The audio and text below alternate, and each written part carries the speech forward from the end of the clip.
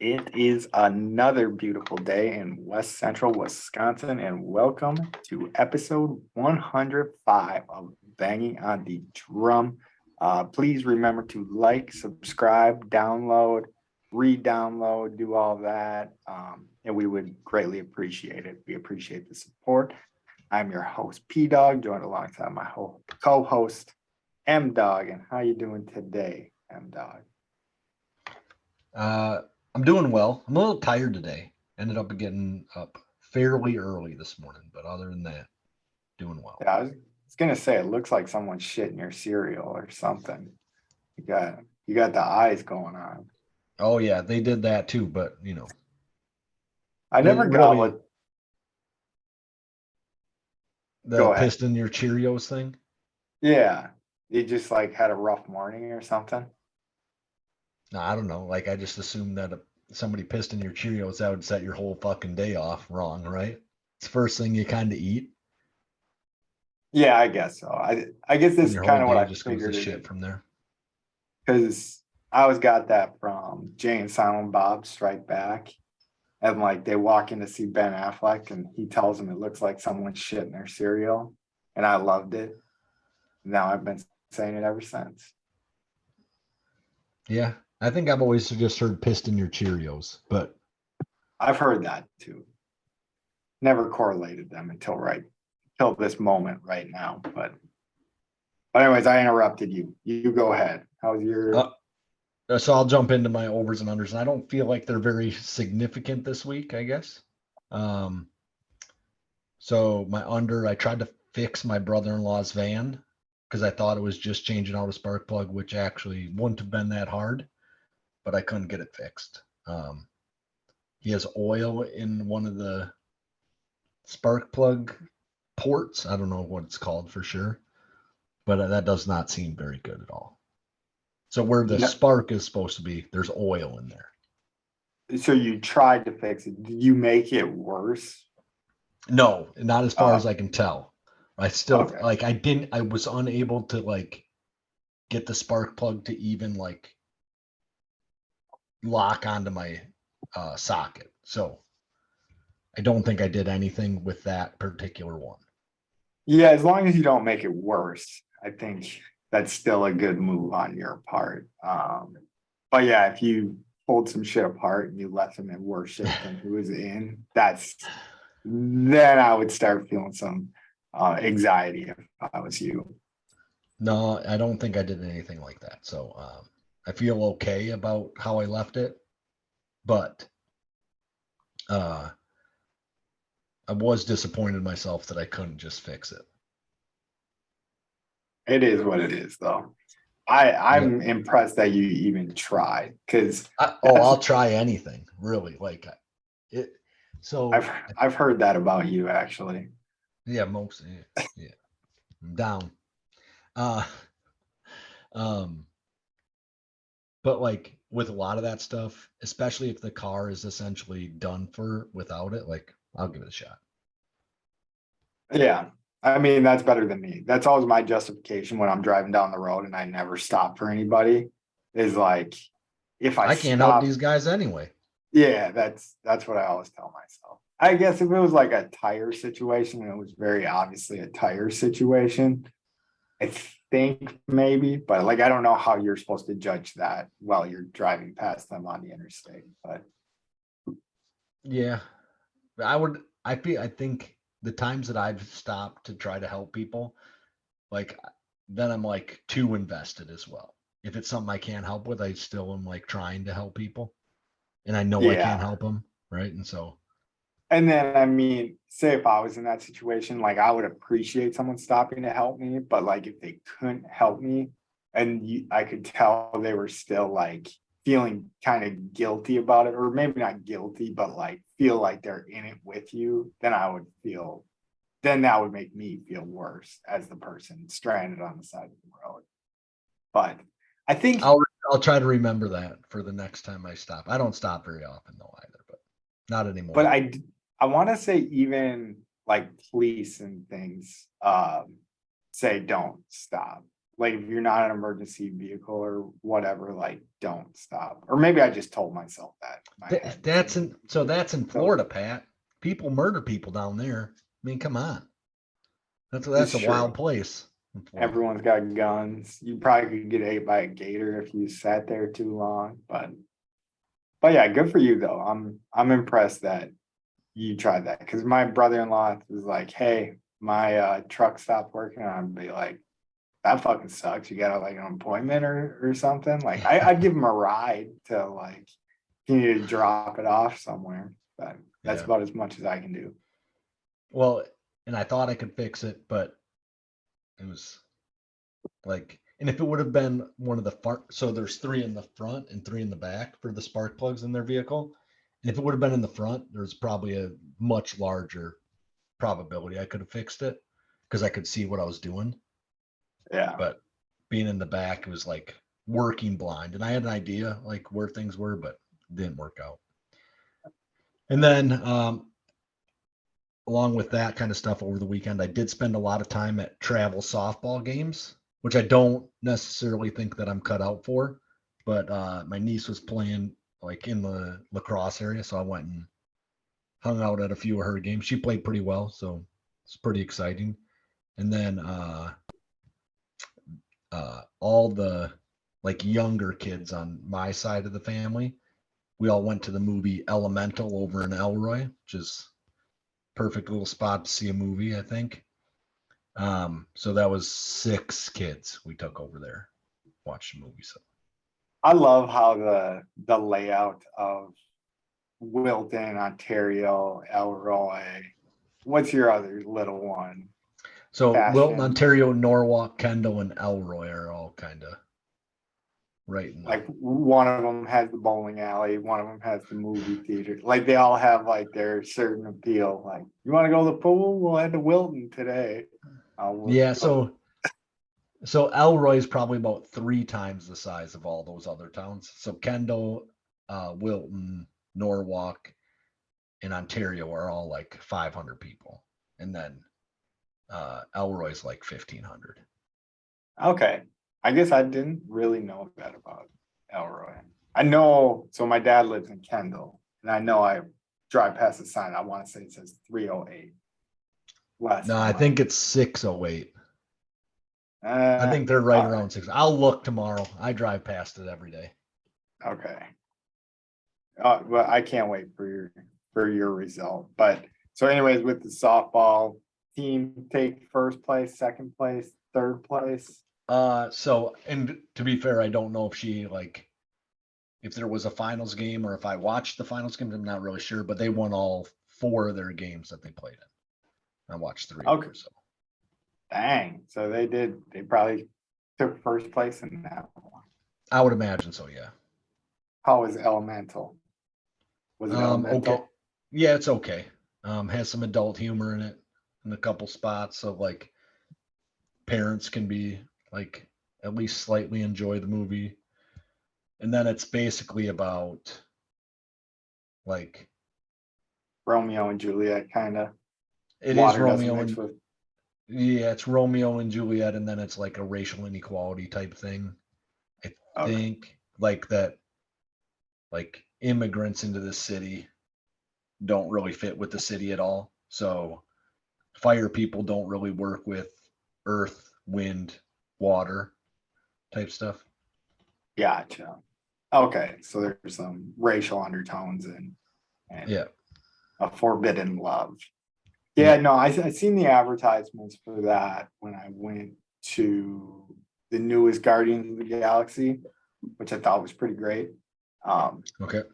Wasn't too sold on Element, but I'm sure I'll watch it on downtime at some point. I don't know that you'd ever need to, right? But it was okay. Like none of the kids were like, "Oh, that's my favorite movie ever," right? Or nothing like that. So Okay, so where it like didn't I give want to. Frozen a run for its money or Lion King or anything like that. So the one in our household that everybody's like pumped to come out on like streaming or whatever is Mario Brothers.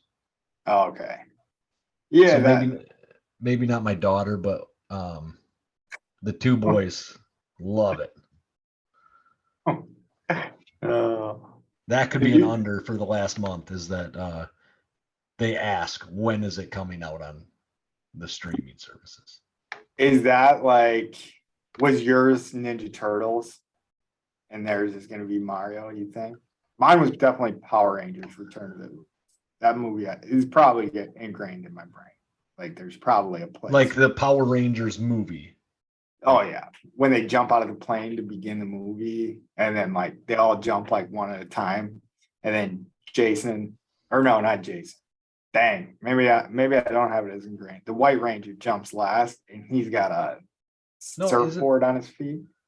Yeah, I think it is Jason. Is the White Ranger the one that died? Because the White Ranger was Tommy is the White Ranger. Okay, yeah. Because he was the Green Ranger, I'm pretty sure, when he was evil. Yeah. And yeah, then he jumped out. He's a good guy the whole time now. And he had the board. It was pretty sick. And then they all like landed at like some competition. I don't even know what it was. They all hit the target like perfectly. Then the next scene, they're like roller skating. God, that movie got me just jacked up as a kid.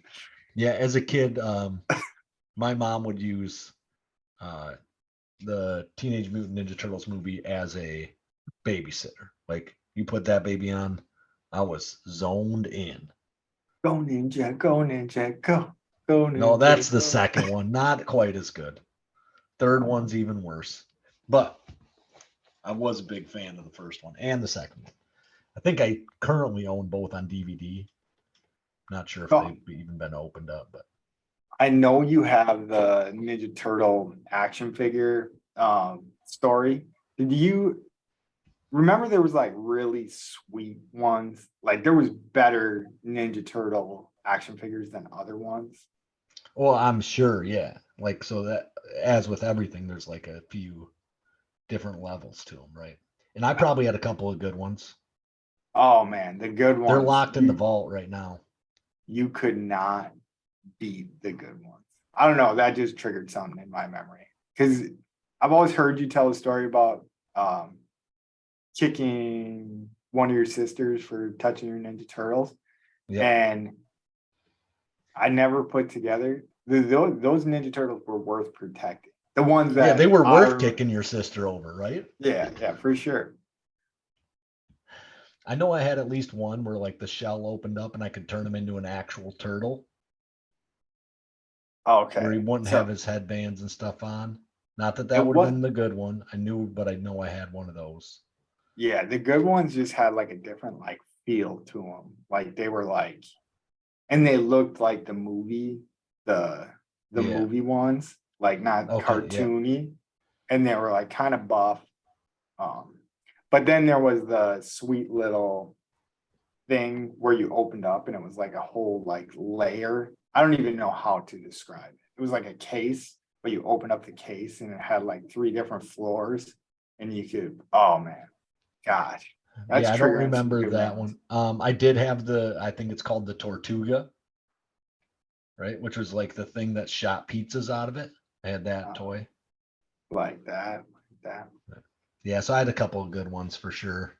Maybe not like the ones that were like movie quality ones, like the is it Step Brothers where they go, I love my Chewbacca mask, even if it isn't movie quality. Yeah. And someone was like watching that at work recently. And I was like, shit, man, I haven't seen it. I haven't seen that movie in a while. All right. How'd your week go? It was good for the most part, but I won't lie. It still had like we're starting this pretty late tonight because it just keeps being our revolving door of shit. And we've never, as a married couple, we've never rented a house. I guess we've never rented a house in general. So I know people say like, oh, home ownership is like different because you have to like deal with all the problems. We've been dealing with quite a few of the problems just renting the home. So this morning I woke up, or not morning, it was like 2 hours ago. Woke up. I was going to say like 5 o'clock. Yeah. Woke up. Well, and that was another thing. So I had to go get fitted for a suit. And it was the only time stuff like that's open is like my hours of where I'm normally sleeping. So Right.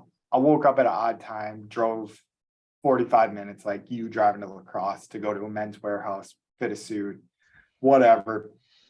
Not that big of a deal. Come back, go back to sleep. Because I was just dead What do you need tired. to root for? Wedding coming up. Okay. So I'll be back up in Wisconsin in September for a wedding. And then, yeah, went back to sleep, and then I woke up, and my wife came and woke me up. I wanted to wake up even earlier, so I didn't even care that I got like woke up. I needed to wake up. I was in the snooze, keep hitting snooze mode, and there was something in our fireplace apparently. So I had to dig around our fireplace, and I know for a fact like my wife probably heard something. But yeah, then I'm digging, just fully expecting to find like a mouse in the house. No mouse, didn't find a mouse, so that was nice. Was it We a got cat. python? No, no snake, no nothing. But there's definitely something loose. I don't know if a frog got in there or something like that, but because my cat was even looking in there like, let's find it. Like, I don't know. My cat does throw us red herrings sometimes. Like she'll just Not- stare into like a void, and I'm like, it scares you kind of. That's one negative thing I would say about having a cat. I am on record saying cats get a little bit too much shit. Cats need to stop staring at stuff that's not there, that kind of freaks you out. That's my one big knock on cats. Like It's the they'll just like, poltergeist, man. that's what I'm saying. It makes you think that. I mean, whether it is or whether it isn't, I don't know. Like I kind of believe in shit like that. So it might be a poltergeist in our fireplace. So Yeah. that's my under. But as for my over, so my wife's birthday week's coming up. She's been doing an amazing job, absolutely amazing, rolling with the punches of like she deals with 95, if not more percent of the stuff, just because my schedule's been so jacked up.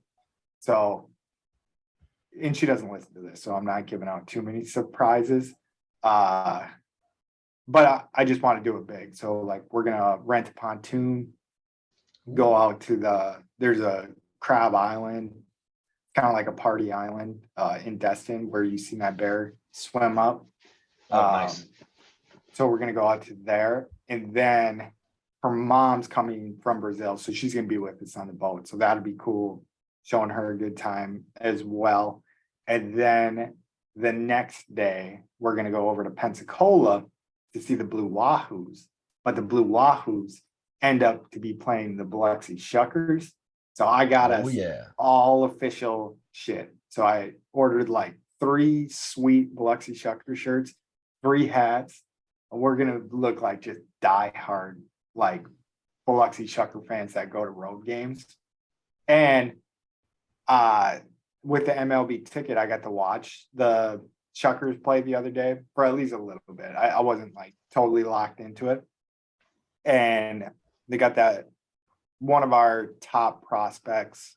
I don't know where he ranks in the list of it, but I think you'll recognize the name when I say it, but it's Jackson Chiro.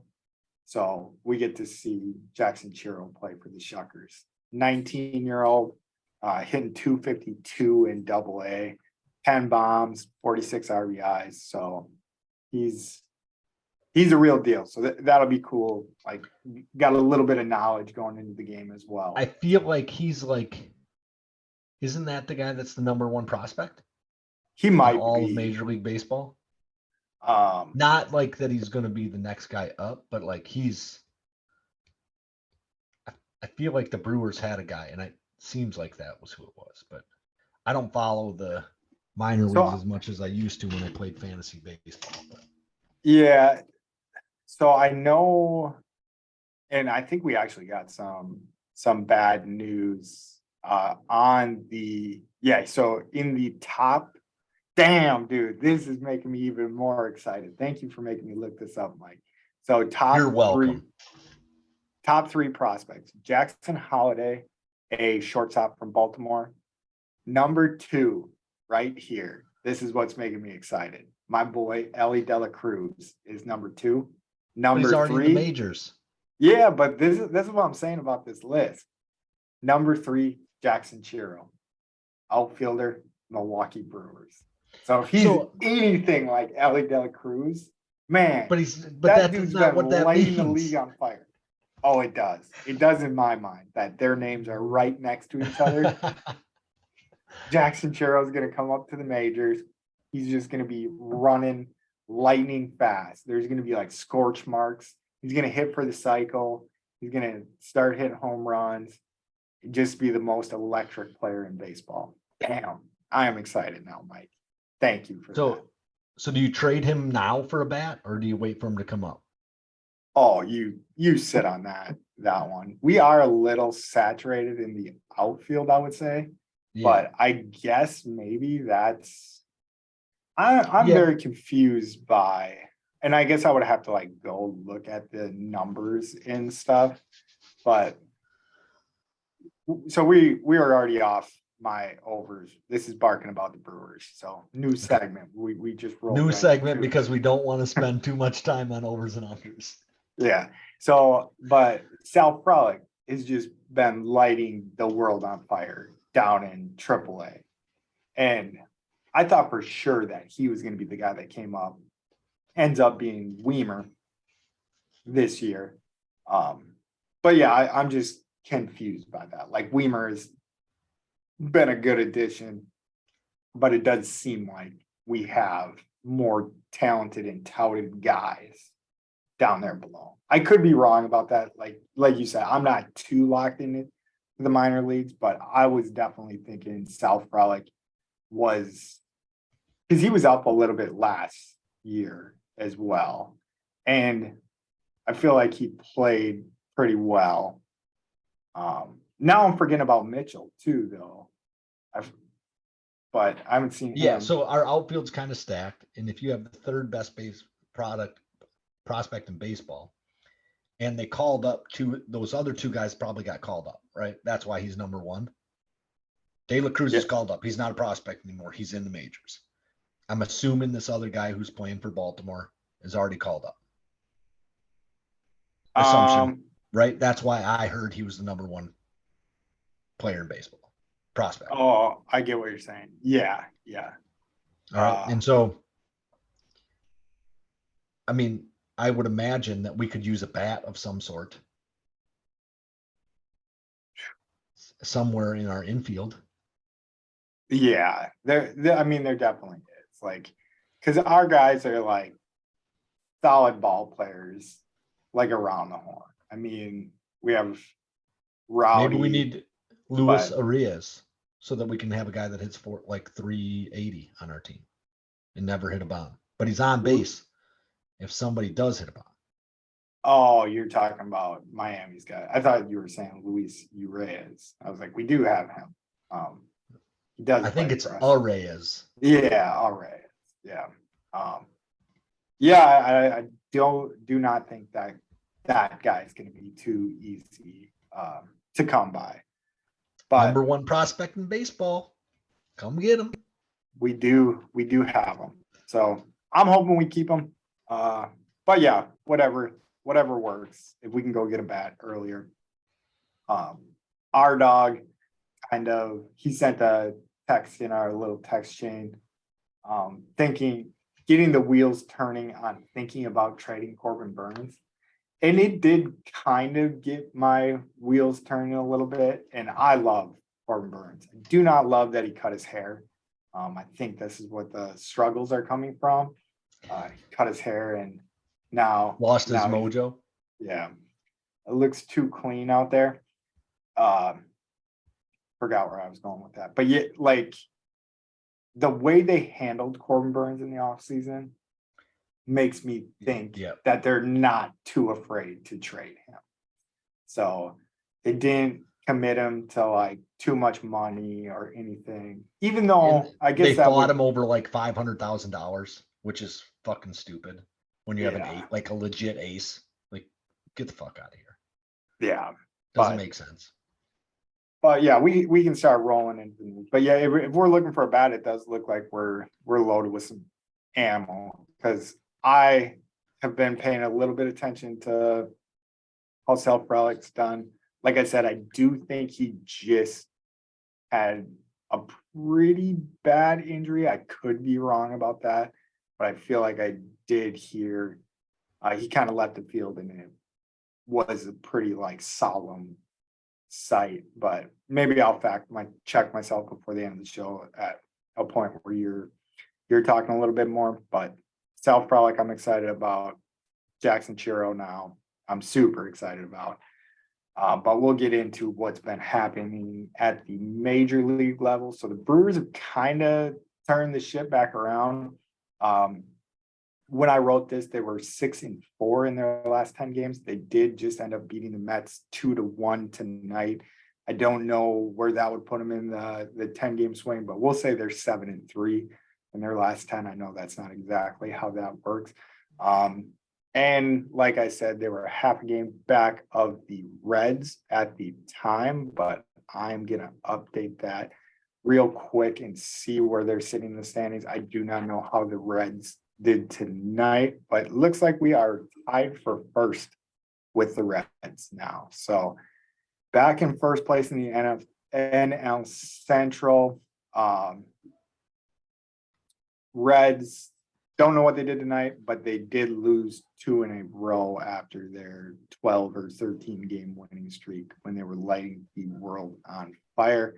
Since the last episode, we lost a series to the D-backs 2-1, who the D-backs look like they're the second best team.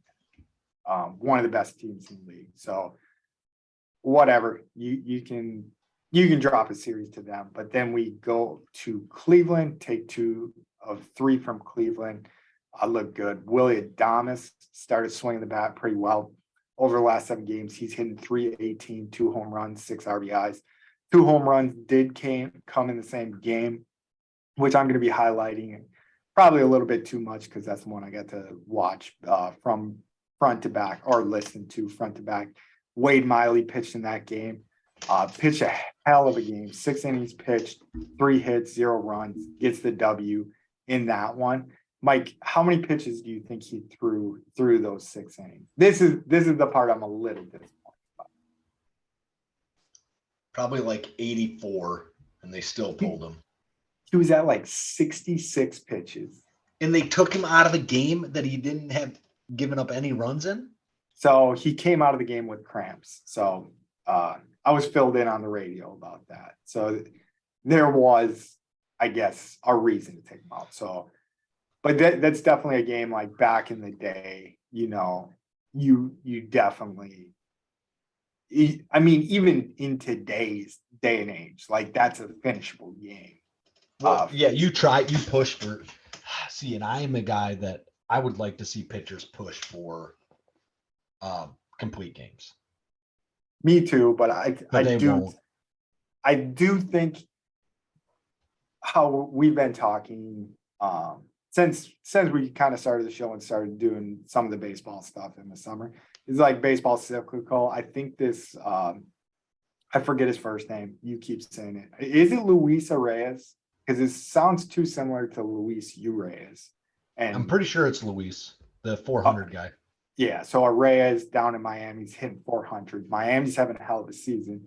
I think, like we were saying on last episode, dude struck out like 15 times. Like, leads the league in not striking out or whatever, however you would say that. Like, strikes out the least of anybody. And Miami's benefiting. He shortens up, doesn't strike out, puts the ball in play. It's been very effective. With these rules that you can only throw over so many times, speed is going to start being a bigger part of baseball again. Yeah. So I think that part is going to come back. I think we're going to see some higher averages in the near future coming up. Maybe I'm crazy. One thing I don't see coming back is 3 days rest, throwing 9 innings. I don't know. Because pitching is such like a specialized thing now. maybe we'll get some freak. Like I never thought we were going to see a Shohei Ohtani, like a guy who is the best pitcher in the league and the best hitter in the league at the same time. Right. Actually, I take that back. I was always baffled that that wasn't more so the case than like that was the outlier more so So, than. Pat, I would say that that's mostly because we grew up in like small schools. Even Sparta, who's in like probably Division 2, right, for baseball, maybe Division 1 for baseball. Like we didn't have the number of athletes that we could like DH a pitcher, right, and like have him only think about pitching the ball. That reminds me though of a funny story.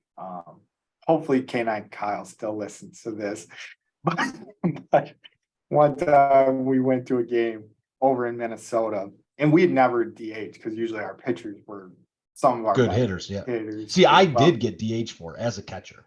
They oh, would okay. DH for me, like because they could use a DH and I just couldn't hit, so I did get DH for. Okay. Well, then this story kind of shits on you a little bit too. Well, that's But okay. But anyways, we were in God. What's the city right over the bridge from La Crescent. La Crescent. So we were in La Crescent playing a baseball game, and my buddy K9 Kyle got into the game, and he was starting that game. But then in the batting order, he wasn't in there, and I think the coach kind of was having like a hard time like saying this, but he was like, "And this be hitting."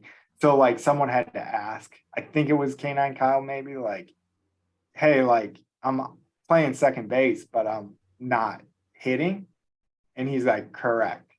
And I was like, oh, maybe it's just because we're in Minnesota and we can use the DH. So we're doing like something fun. Well, we can. Like, I don't know. My brain went to like, okay, they're the AL, we're the NL in this scenario. And then my coach is like, no, we can do this all the time. I'm just choosing to do it today. Yeah, so it kind of like broke his heart a little bit, but yeah, I got DH4 pretty consistently, especially my sophomore year, because I just could not connect with a baseball. Yeah, I mean, catcher, like that would be a good position, like to DH for in younger baseball. Like if you got a guy that is a good backstop. Yeah. Well, so like the Angels could pretty easily use like just get a defensive catcher that doesn't hit well, and then when Shohei is pitching, like use that as their DH. Yeah, I mean he's a weapon. But then I think if you remove him from the mound, then he would be out of the game, which would be probably not ideal. I actually think the way they used him in the World Baseball Classic, like traditionally in Major League Baseball, doesn't work. I don't. If you could elaborate on that, I don't exactly remember how they used him. So I think that they brought him in from the bullpen, right? So like he had warmed up in the bullpen, and then they brought him in to finish the game, but he was hitting for Japan as well during that game. But maybe it's just a shift, right? So I don't know. As much as I love and miss NL baseball with the pitchers hitting, double switches always broke my brain a little bit. So I think in that scenario, you could say he came in for the DH in the batting order, but the pitcher on the field. So I think you could do some jujitsu to make that work in that scenario. But yeah, we got off on a tangent, end up to Ohtani. We're getting good. We're getting good at baseball, Mike. I'm liking this, digging into some baseball stuff. But like back on track, back to the page. Wade Miley pitched a hell of a game. Willie Adames, like I said, is heating up, so that is a good sign to see the Brewers back on track, back in first place. 7-3, so I was correct. 7-3 in their last 10 games on a little 2-game winning streak here, and they will be taking on the Mets, who are chronically underperforming for what they paid their team to do. So I didn't get to tune into that one. It was in my sleep schedule, but in New York. So finish that series up. We're going to sweep them. Good to go. As for bad performers, Corbin Burns kind of have had a rough go of it the last 2 times he went out. Gave up 3 runs in 6 innings, which isn't too bad. 2 starts ago. And then in the last game, he gave up 7. He just got shelled early. And that's kind of what I got for the Brewers. I don't know if you have anything to throw on to that. I don't think so. No, I mean, I guess I'm just hoping for him to like stay level around 500 and maybe hit a streak or 2 like they did in the early part of the season. Yeah, and that's what I was thinking. I can't remember what I was doing, but I was like, I think I was just driving in my car and I was like, I'm actually very like satisfied where the Brewers are right now. And we would do it to our dog when he was on the show a little bit too much. Like we would play the back in our day card on him a little bit too much. Yeah, right. He was very much like, hey, let's win. His whole life is his whole adult life, though, they've been a like basically over 500 team. Yeah. Right. Yeah, I mean, we haven't had too many years since 2010 that they've been under 500. Yeah. I mean, his damn baseball coach was Damian Miller. So that was like when we had Damian on, that was like kind of the turning point. So, yeah. And Damian was able to coach him at the time. So, yeah. So he knows mostly good Brewers baseball, where we do too. I think we're not that much older. I do remember Jeff Jenkins and Jeremy Burnett. I would say 2000 to 2008 was rough if you wanted to be a Brewers fan.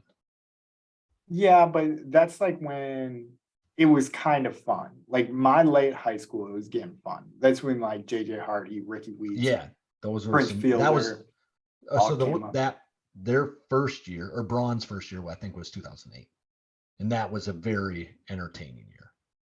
Oh yeah, they were so fun. Ben Sheets was always a fun dude to watch pitch, just like a Gallardo pitcher. Yeah, Gallardo was a stud. We got, I think 2008 was the year we traded for Sabathia. Might be right. Basically, we had, because Ben Sheets had like a Cy Young type first half of the season. Then I think he got hurt, and then we bring in Sabathia. If you combine those guys' stats that year, it was like CC was lights out for the Brewers. Lights out. He was so good. I don't know like a single Brewers fan that has a bad word to say about that man. Like, so the bad words people have to say about him is that he took the money and went to New York. That's all they can say bad about him. Yeah. But we knew that coming in, that's what was going to happen. We knew we had just a half a season. Yeah. I do remember watching like the percentages of who he's going to play for. And he seems like a good dude, like nice guy from all accounts that I know. And I don't have many of that, but I think he was too nice to just tell the Milwaukee media, like, hey guys, it was a fun run. But he laid it all on the line for us. Like he was, was going on 3 days rest, pitching 9 innings, like to do it, and was just and I think if the Brewers would have offered him the same money, he would have stayed, right? But they just couldn't have done it. Yeah. I think that like he was honest about that if the Brewers are going to offer me, I don't know what he got, like $500 million or something stupid, that he would have stayed, but they weren't going to do that. I think he did have fun in Milwaukee. That would be I did listen to a podcast where he was on where obviously it wasn't like a Wisconsin guy interviewing him. So like such like a blip in an amazing career for Cleveland, half a season with Milwaukee, rest of your career with New York. But I mean, just watching it and how much fun I had watching it, I couldn't imagine being the guy going out there doing it. Like he had to have so much fun because he was just Yeah. unfucking touchable. And And I think like Damian said some stuff about that too. Like Randy Johnson just loved like dominating hitters. And that's what CC was doing. So I would imagine that like if that's what you enjoy doing, that had to be like one of the greatest years of your life. Because he was killing people. yeah, and he was so needed too. Like it was, I want to say like I love Dave Bush, but I mean Yeah, it was it was like Jeff or Manny Suppan, Parra. Dave Bush, like the Bulldog. Dave Bush, very underrated dude that always showed up. I think if you look at like Dave Bush was never hurt. He just showed up, went out and pitched. Yeah, gave No, up 12 or gave up 2. Like it was that kind of game for Dave yeah, Bush. but he'd give up like 6 in the first inning, and then he would make it 6 innings, and like he's like, Yeah, oh, that's Dave Bush for you. that's Dave Bush. The old Bulldog. Um, but Just yeah, got to keep on keeping on.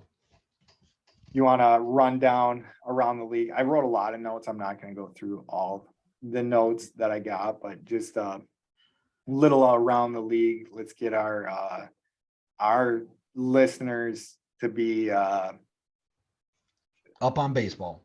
up on baseball. I like that, in the loop. So this is what I'm going to do real quick is we're just going to tell you the leader. So in every division. So American League East. So this is how you're going to know the best teams. Tampa Bay Rays, team to be reckoned with. They're studs. AL Central stinks. Twins are winning that division at 40-40. And then Mike's favorite to win the World Series in the West, the Texas Rangers are 47-30. And like we alluded to in the last show, Atlanta Braves are just an absolute wagon, 51-27. But That's the in the Miami, NL East for the fans that don't know. okay, yeah, good call. Miami Marlins with our boy Arraez that we discovered very recently, they're 45-34, and they're still 6.5 games back in the East, where they would be crushing the NL Central, where the Brewers and the Cincinnati Reds are tied for first place, 41-37, both of those teams. And then this is another fun team to watch in baseball. So out in the West, the Diamondbacks are in the lead. And there was a player from the real ones from the rundown that I wanted to highlight on their team because they have, I think, the leader in the clubhouse for MVP in Corbin Carroll, their left fielder. Hell of a defensive guy, hit 16 home runs this year. And that will be a guy that I highlight. That's a real one from the rundown. That's my new guy, Corbin Carroll. Were you aware of who Corbin Carroll was until I said this? Never heard of him. I'm So glad I know of him now. So he's hitting 290, 16 RBIs, 41. I think they said he's a candidate because, like, looking at his numbers and just knowing some of the numbers I know from around the league, I don't know. That doesn't strike me as a clear cut MVP. Oh shit, I did it on the wrong sport. But I want to see where he sits because I want to say Pete Alonso, 24 homers. Matt Olson's leading the league. Another guy that's been highlighted in the real ones from the rundown. He has 25 homers. So I don't know where this Carroll falls into the MVP race because, but he's up there. He's not. He's hitting 290, so I guess he's probably in the top 10, 15 in batting average. 19 homers, so he's probably in the top 10 in homers. I can't remember what he had for RBIs, but he's not in the top 5. So whatever, just a good player for Arizona. So Corbin Carroll, remember the name. And then just combing through my notes real quick. One thing that I thought was pretty cool. They sent the two shittiest teams in the league to London. London just keeps eating shit sandwiches. Cubs versus Cardinals. They So split the you line. got to assume when they like made the thing for this that it was supposed to be a good game. But just the two shittiest brands in baseball. Screw But those guys. The Cubs is like the biggest brand in baseball. They should have done Cubs Yankees or like over there. You're being too honest, Mike. I was being facetious. Well, yeah, the Cubs two of the are biggest like two of the biggest brands in baseball went to London. So they did send them pretty cool fan bases. So I do feel like St. Louis is a bit of a small city. Like I feel like people in England would be like, what the fuck is St. Louis? Right. But it's one of the best baseball cities in the United States. I understand what you're saying, right? But like I don't think people in England know where or what St. Louis is. That's like if you ask me where like fucking Luxembourg's at. I don't fucking know. Right? But I don't even know like a city in London that isn't like, or in England that would be away from London. I don't. If you told me that there's another city in England, I'd be like, okay, I have no idea where that is. But it's like them sending over the two best teams, or not two best teams, but like two of the top 5 brands in the EPL come to the United States. You know what I'm saying? Yeah, like, no, I do, Yankees, but I don't know that like I would know who that is, right? So like outside of this podcast, the Tottenham Hotspurs didn't mean shit to me. I don't even know who the big London team is. Like maybe Real Madrid would like matter to me if it came. Like I feel like no, Manchester United. That one would probably like register. Like that's a big team, right? Every other team, I don't know if it would register. Yeah, I honestly, me neither. They could have said, but yeah, I mean that's just. But the NFL's been sending Jacksonville over there for fucking 15 years, right? Exactly. So like, I don't know that you need to either, but yeah, we send the Giants, we send Jacksonville. I mean, Giants ain't bad, but whatever. I think Miami's been over there a bunch, right?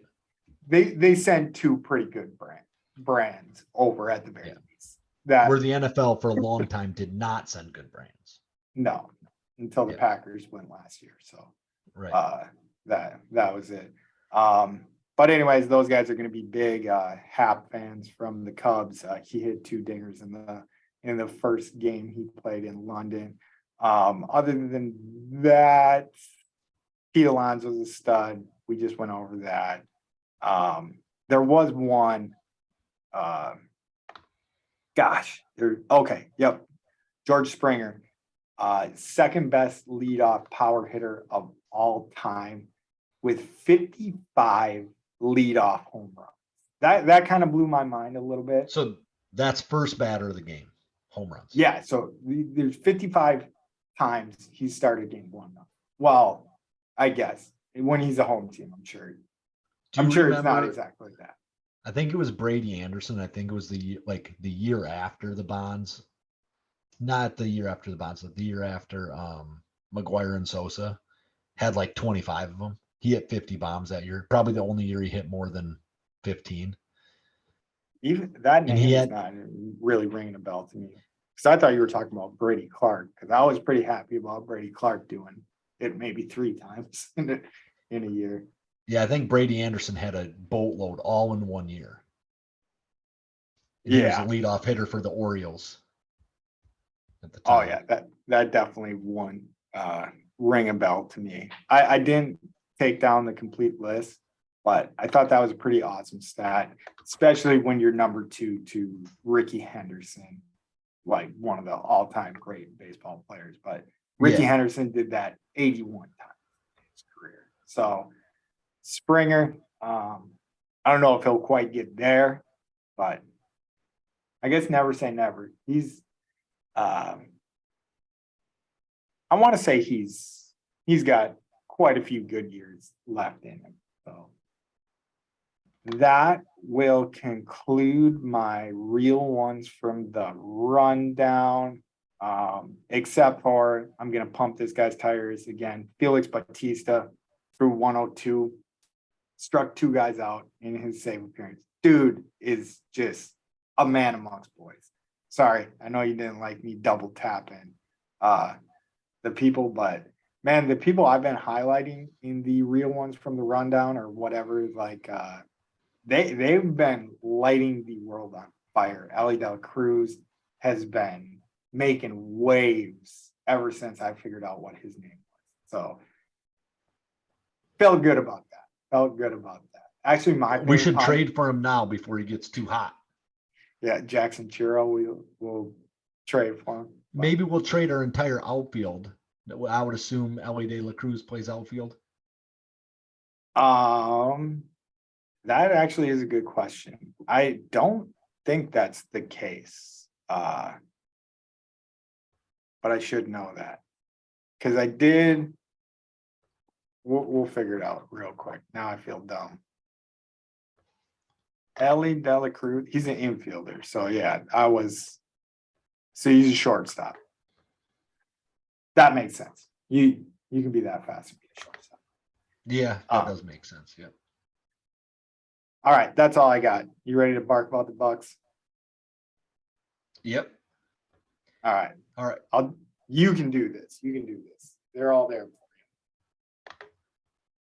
Been talking too much. Yeah, so Bucks moved up in the draft. They had only had 1 pick. They moved up in the draft, picked 6th in the 2nd round. They took guard Andre Jackson Jr. from UConn, 6'6". His numbers don't look like super impressive to me. But then I don't know where they took Chris Livingston from Kentucky at, but he's a forward, one's a guard. They're both 6'6". Not entirely certain how that works, but basically a wing defender for both of them is the way I would assume it. And then they also signed forward Drew Timme out of Gonzaga, who's 6'10" and the all-time leading scorer for the tournament, I believe. So I think they brought some guys in. I'm pretty excited that we have it like a developmental coach now, a guy who's like actually going to try to develop players the way it sounds. And what are your kind of thoughts on it here, Pat? Yeah, so I don't know too much about these guys. I do think it's like where we were in the draft. Like it is, we were talking about it before, like, hey, we want to get like some foreign guy or some like experienced guy. The Kentucky, so Chris Livingston was a freshman, I want to say. I should have wrote that down. So we kind of went with raw talent with him. His numbers didn't look like it's great enough to come out right away. It seems like he should have stayed in college. But I'm not saying that as like good for him. Like he went and got money. He got drafted. But Andre Jackson Jr., I think it's cool. We went and got a guy from a winning program, kind of like Dante DiVincenzo, like who worked out decently for us. So yeah, so I thought that was kind of smart with the pick, Andre Jackson Jr. And honestly, I'm most excited about Drew Timme. I want to say Drew Timme is pretty old as well. 6'10", can shoot. I don't get why he's not getting drafted, so that's probably stupid that I'm excited about it. But definitely the most recognizable name of the 3 to me that we got was Drew. Yeah, for sure. So, for sure. So yeah, I didn't realize what you were saying, that the coach is more developmental. I just heard that somewhere this week, so I'm pretty excited about it after I hear that like that's kind of the point of him, is to develop the young players. Yeah, and the Bucks are already in a good place. I think we got a little shell shock from the Heat. I think Giannis stays healthy in that series. whatever. The Heat might have still got us. But Right. Might I not have think to. I think it was a lesson well learned is, there's no one you can take lightly. And in this playoffs, I feel like whatever kind of shifted the narrative on. It used to be, I want to say, if you weren't in the top 4 seeds in the West or the East, like you weren't getting to the NBA finals. I think that has changed with like load management and shit. And people have been saying this is coming for a while, but like the way the Lakers looked from scraping into the playoffs and the way Miami made it to the finals after scraping into the playoffs, I think the Right. Bucks just need to be ready to rock earlier in the playoffs. Maybe not try as hard to get the 1 seed. I don't know what it is Right. that they have to do, but they're a great team regardless of what happened this year. We definitely needed to add something. I don't know if these are the answers. I don't think these are like the immediate answers, but I think they'll probably get some minutes out of some of these guys. Whereas in the draft recently, I feel like the boy from Michigan that we got wasn't a big fan of that pick. You remember who I'm talking about? Not offhand, but it doesn't matter, right? So like you had some guys that you probably wouldn't prefer on the team, right? Yeah, but that was a little Michigan bias, but whatever. I think we're moving in the right direction. Didn't need much, didn't get much. Got more than I expected. I'm happy about it. I'll take it. Yep. All right, we're going to jump over to running with the pack. So the Packers are hiring game day security guards, and there's a few other things, right, that are going on, like gift shop stuff. They're having a job fair tomorrow. Do you think that's a good job or a terrible job?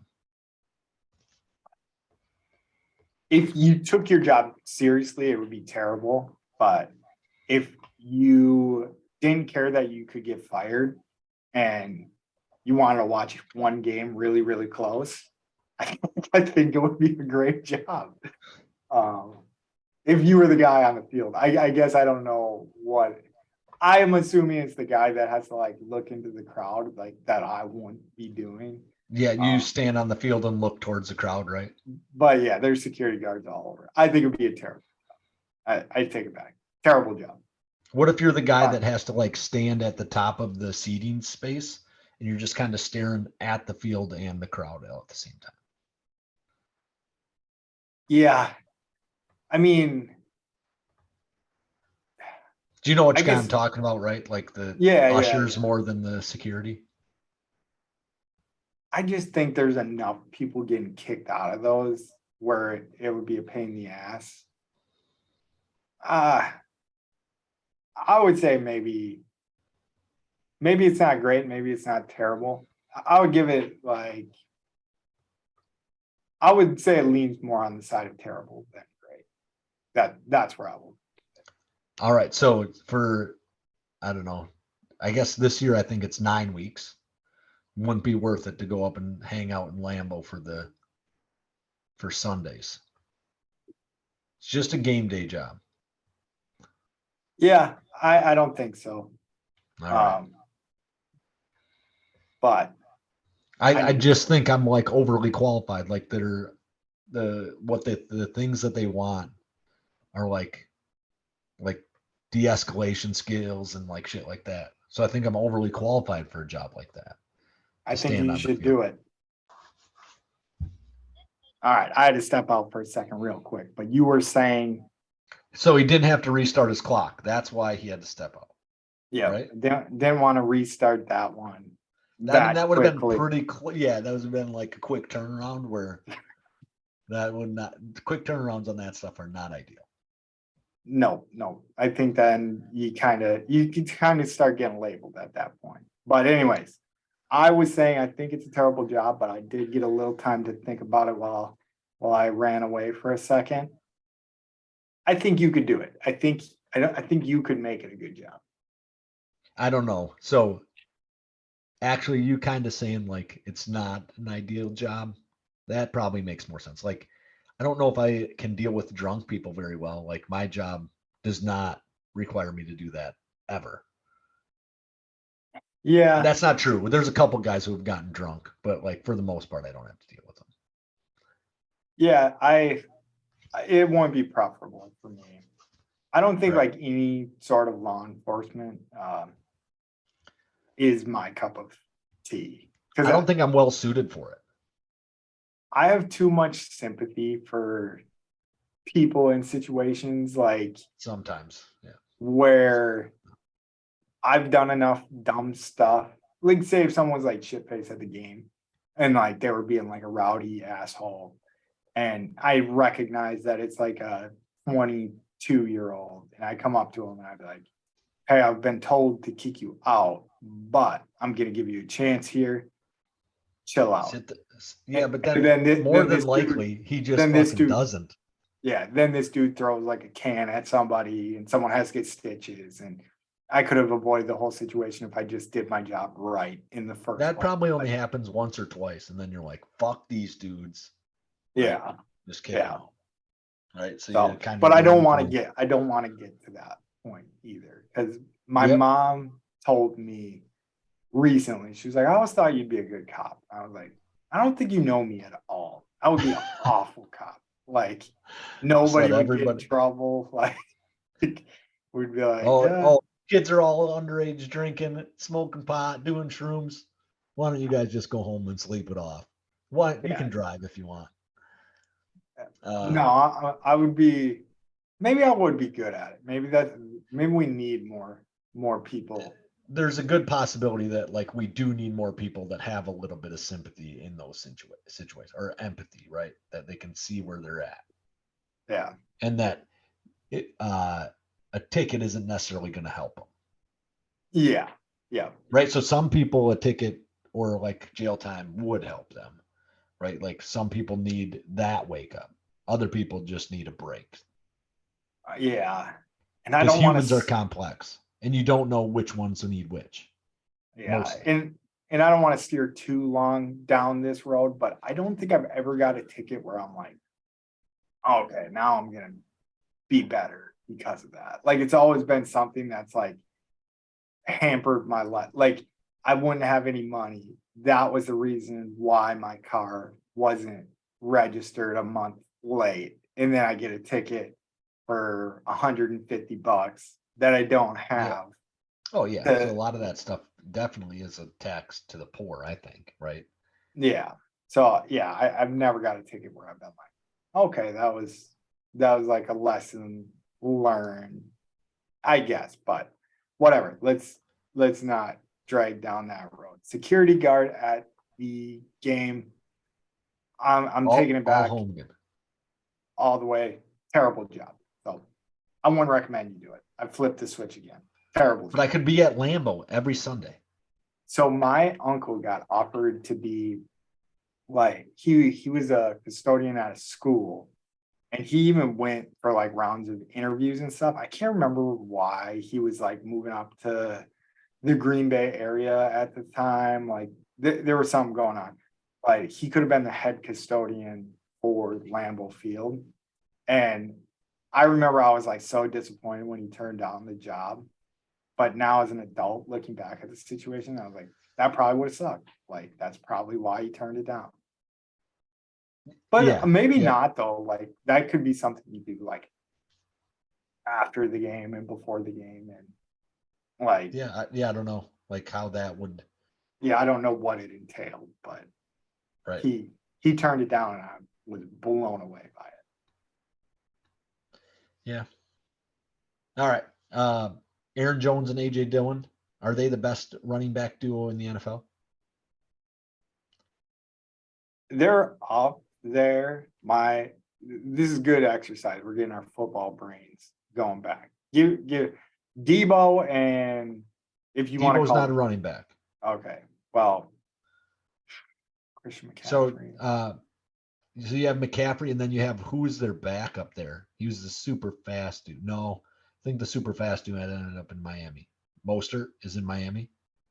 Mostert is in Miami right now. And I don't know if I would consider him super fast, but whatever. Yeah, he was more of the I I thought he feel was. like Christian It doesn't. McCaffrey's faster than him. That's the Could only be. reason why I Could would be. say. Yeah. He's the super fast guy. Off the top of my head, sure, like as like the big brute, and then kind of the more shifty, a little lightning and thunder, uh, Reggie Bush type. Not, yeah, I guess Aaron Jones is a little bit more like that. I feel like his body type doesn't say it like uh Reggie Bush's did, and then Lendell White, but it's kind of got like that. I don't know. I can't think of running back. I can't think of two better running backs than them. Right. So Aaron Jones is a top 5 or 6 guy in the league. Personal opinion. And then So as a second, Dylan's pretty far up there. I think Cook and Madison would have been better last year, but Cook's gone.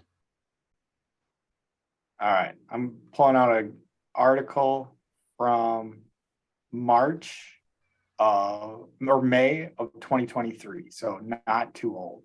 So this article has Green Bay Packers number 1, Aaron Jones, AJ Dillon. So I think yeah. Who's number 2? Christian McCaffrey and Elijah Mitchell. That's who. Yeah, and I think Elijah Mitchell, while McCaffrey's probably better than Jones, I think Elijah Mitchell is far enough down that Dylan's better. Yeah, and honestly, looking at this list, like as far as like the load being like say 60% Jones and 40% Dillon, like because you go to Christian McCaffrey and Elijah Mitchell, I feel like that's a 70-30 at best. At best, I would say probably 80-20 is probably even closer to what it actuality. Yeah, and then they go to the Eagles with DeAndre Swift and Rashad Penny. I think AJ Dillon and Jones leaps and Jones is bounds. better. Jones is better than both of them. Yeah, and then going to Atlanta, Bijan Robinson, who could turn out to be a dude, and then Tyler could be a bust. Tyler Algier, whatever. Yeah. Alvin Kamara, Jamal Williams. I like that. Man, Jamal Williams is so good like, too. Sounds like but I think Jones is better than Kamara. Jones is that's tough. So I think Dylan's better than Jamal Williams. And then by a decent amount, I do love me some Jamal Williams. Yeah. But I think Kamara and Aaron Jones are pretty comparable. I do think very close. Aaron Jones has a little bit more left. And we don't have any bias here, so those are your real true opinions. Yep, definitely. No, this article, it is Phantom Sports Industry top 10 running back duos. We didn't even do this list, and our boys are at the top of it. Yeah, see? True opinions. Yep. All right, let's jump to driving fast and turning left. So Martin Truex Jr. Gets edged out by Ross Chastain and takes second place in Nashville this weekend. Sounds like MTJ had an opportunity to win and just couldn't quite get there, but second place finish ain't bad. I guess if you're Ricky Bobby it is, but everybody else will take it. Yeah, I am just amazed that how well MTJ has been doing recently. Like, you got to say, in the last month, he's got to be the best driver. So he started this race in 6th, led for 50 laps, ended up getting 51 points. We still don't know exactly what the points mean, but Ross Chastain, who won the race, got 57 points. So we didn't even lose that many points behind him. And then there's bonus points. We got 16 of them. Ross Chastain got 17 of them.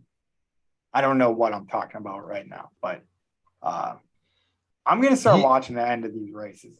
MTJ is next one you race or watch, it will have gotten out in like lap 8, been in an accident, out for the whole race. But we got to be right up there. We're 3 in the standings still with 576 points, 2 wins, 1 win out of being in first place. So, yeah, if he won this one, we would have been catapulted into the next stratosphere, first place, with a pretty decent point lead, because I would assume he would have got more points. And currently we sit with the most points with 576, but the rule that we like with the wins being more, Will Byron and Kyle Busch both have 3. So that's the only reason they're ahead of. We'll get 2 more in the next week. We'll get 2 more wins and we should easy peasy. Yep. That's talking sports for you. I think we're done with the sports for the day. All right, let's jump to your brain drain. I do not have a brain drain this week. I've been too focused on getting 100-meter champs. Okay, so my brain drain for the week is either things people say they do that they don't do, or they say they don't do, but someone has to do. So these are my examples I have. So piss on the floor in a public restroom. So I'm going to ask you these questions. Like intentionally or just have? So do you consistently piss on the floor in a public restroom? No. Okay. Do you leave dirty dishes in a work environment? I don't eat at work anymore. I probably did when I was at McCoy. Do you search for step sibling porn intentionally? No, I'm actually, that's one of the most disappointing things about porn, I think, in the history of porn, is that like the top searches on Pornhub are all like step sibling shit. Yeah. And then do you not put your weights away at the gym?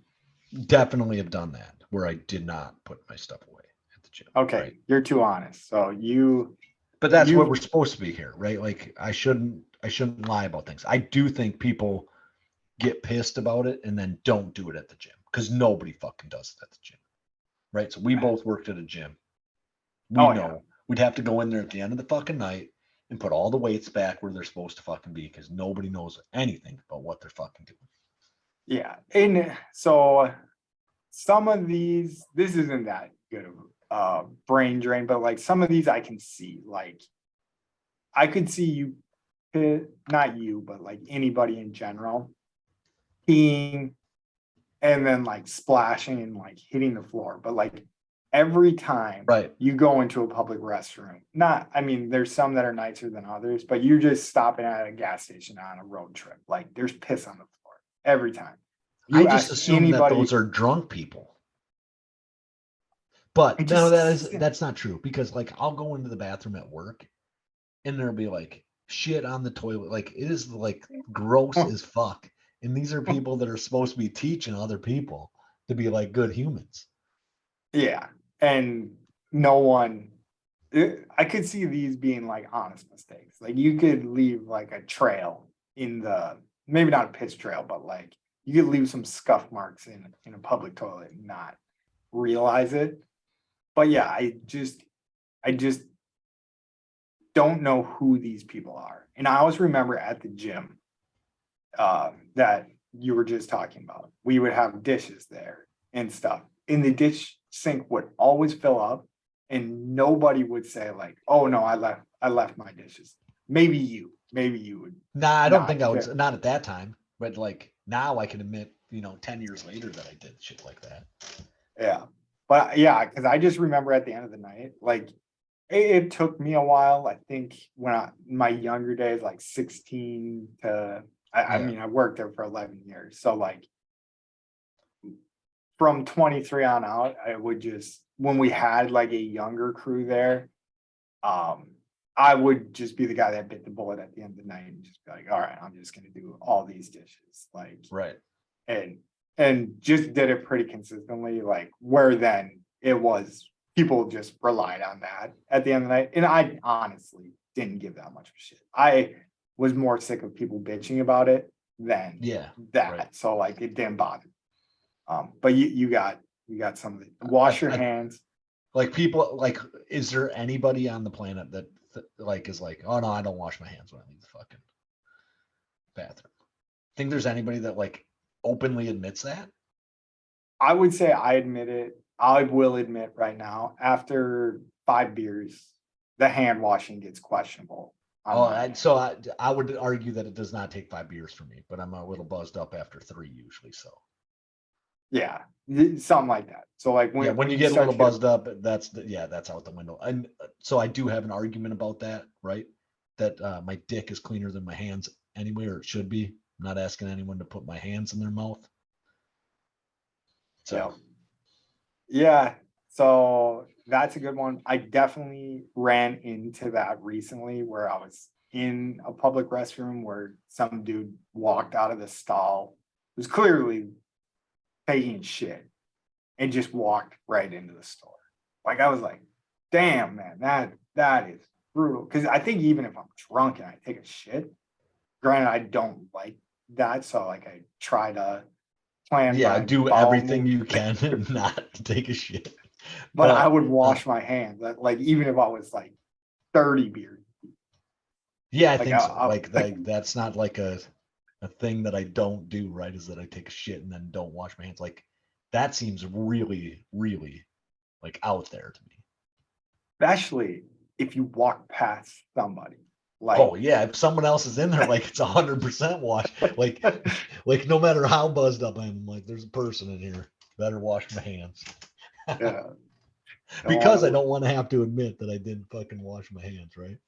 but and then going to the step sibling porn thing. I've never met somebody that said like, "Oh no, that's That's my my jam, taste." right? Yeah, like, and I don't get what like. There's no Like how way. did it become such a thing? I don't understand that. So this might. I don't know. This is gonna. I don't think this is. I'm sorry if this is problematic. This is what I've heard. Is the biggest consumers of porn is Japan. And it's a big thing over there.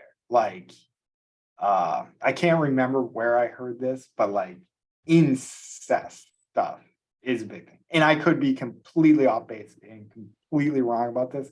These are Google searches that I don't want in my search history. So Just I'm search not, them up. What's the big deal? yeah. So I'm not searching it up big time, but I heard that's what's pushed the market into that. And then it's like Okay. a little less taboo than what they're actually looking for. Never mind. I shouldn't have said any of that. I have no clue, but I think it's a Yeah, problem. I mean, so like somebody's looking for it, right? And so I guess to like a fairly large extent, probably starting in like 95, right?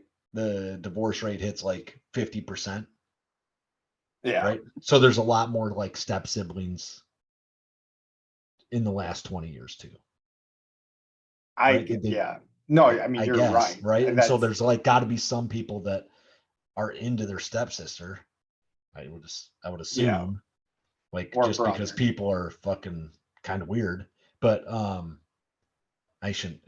Yeah, that's Yeah. fucking weird. That's fucking weird. I'm gonna go out on a limb and say it feels fucking weird, right? Yeah. That you're into your like someone that you see as your sister. Yeah. No, odd, odd concept. So Yeah. I agree with you there. But we'll move on for that one. That one's making me uncomfortable. Like we would like we'll say something bad. Yeah, that will get canceled for saying step sibling porn is not really very cool. Yeah. No. So you got floss. So I brag about when I floss, and then yes, I don't admit when I don't floss, but I was on a don't. good. I won't say anything that I don't floss if it's ever like brought up, Yeah. right? Like then I think I would be like, no, I don't know the last time I flossed because I don't. Like I mean, it's just not something that I do, right? Yeah. I think I would like if I didn't brush my teeth in a day and somebody called me out on it, like I would be like, no, I did brush my teeth for sure. I Yeah. just I just ate some put it. shitty stuff. I just Yeah. ate shit this morning after I brushed my teeth. Right? It just Somebody falls shit my my. Cheerios this morning. Oh, nice call back. Nice call back, Mike. Yeah. And then Are like, you 2 times a day, every day brusher? yeah, generally. I mean, so if I get too drunk, I don't do it at night. Right. Yeah. Mine depends on my mouth feel at the end of the night, which I think is bad. But if my Yeah. mouth doesn't feel like shit at the end of the night, sometimes I'm just too tired and I'm good. Going to bed. Yeah. And then like deodorant is kind of like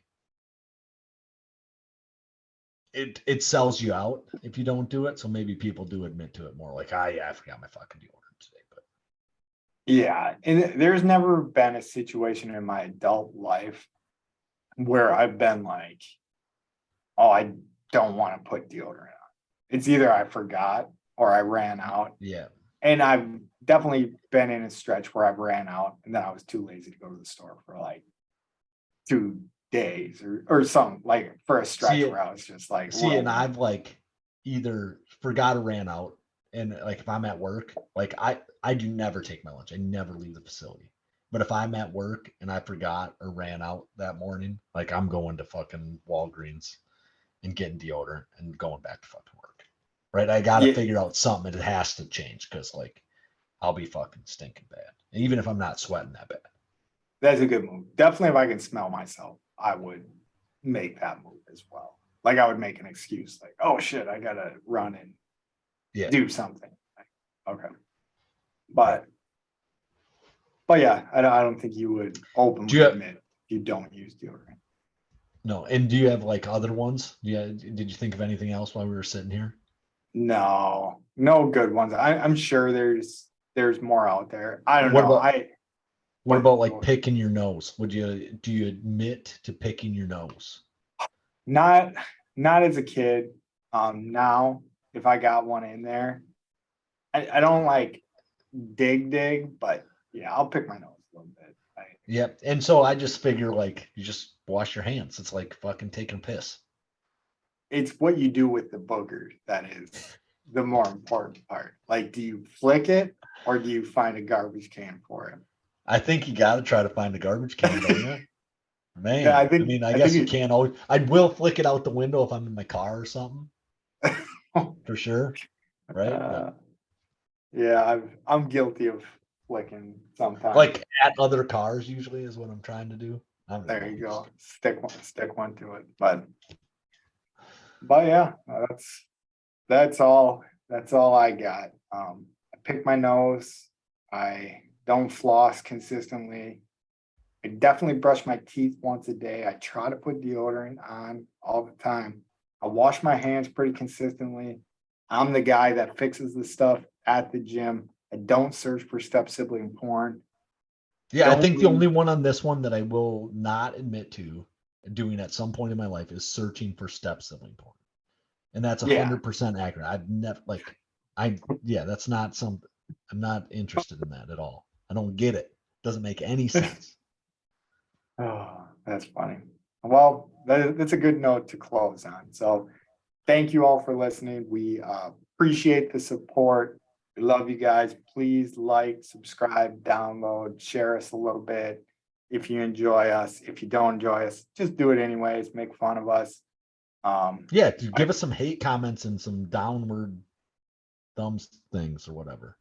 Yeah, and we got to start doing a better job. Put it on Facebook. I'll put that on me. I'm gonna be the Facebook guy because I can't get my Twitter to work fully. I'm back on the Banging on the Drum Twitter, but my personal account I can't get to work. So I'm gonna head up the Facebook charge. Mike, you're the Twitter charge. So Alrighty. we'll, I've been slacking too, so I'm not too concerned about it. It is the dog days, so it is what it is. But if you're doubting Martin, the Bucks, the Badgers, the Brewers, or the Packers, you can eat our shorts. Roll it.